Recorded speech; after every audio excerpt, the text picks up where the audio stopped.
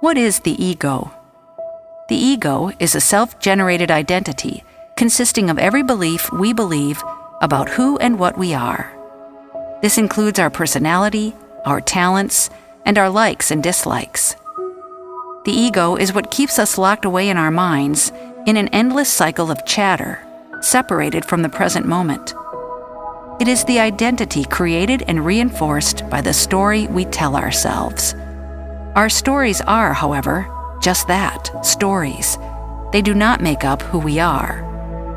Eckhart Tolle says, the most common ego identifications have to do with possessions, the work you do, social status and recognition, knowledge and education, physical appearance, special abilities, relationships, personal and family history, belief systems, and often nationalistic, racial, religious, and other collective identifications. None of these are you. While the ego is an aspect of the human condition, it is not the true essence of who we are. When we operate from ego, we are generally obsessed with right and wrong, blame and shame. We are not acting from a loving place, but a judgmental place. We are not acting from a place of how can I serve or how can I give. Rather, what do I get and how do I look? Learning to identify the traits and behaviors of the ego, and then working to consciously make a different choice, will drastically change your life. Here are 3 tips on managing your ego to create a more peaceful, loving life. Number 1, stop taking things personally. The ego loves to get offended. It loves to feel wounded, and it thrives on pain and conflict. When we choose to be offended over things, we are actively choosing to allow the ego to take hold of our lives and create pain. In order to disassociate from this decision and make a different choice, we must recognize that love is our natural state. Humans actually want to connect and feel joy, not misery. If someone does or says something that makes you feel any negative emotion, you have 2 choices. You can react and engage in conflict, or you can recognize that the trigger within you is an opportunity for your own growth. You can choose to recognize that anything negative said or done from another is likely a projection of their own ego. Don't waste your energy on ego battles. Save it for love and service. Number 2, forgive. The ego loves being right. It sustains itself in this way. The problem is, it also keeps you from doing what you need to do to move closer to love and truth. The ego is sort of like a weed in this way.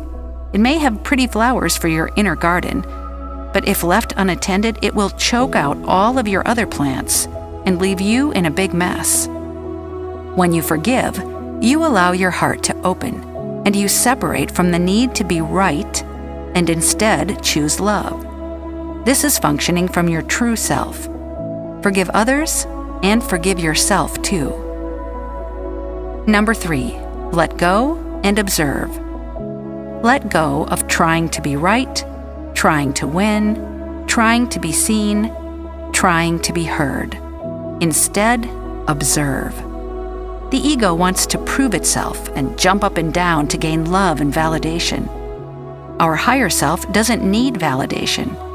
Our higher self knows that it is love.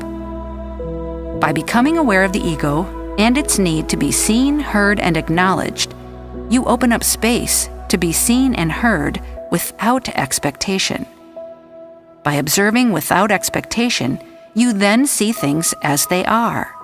You see people as they are, rather than through a projected sense of lack, because they are not matching up to your ego's demands.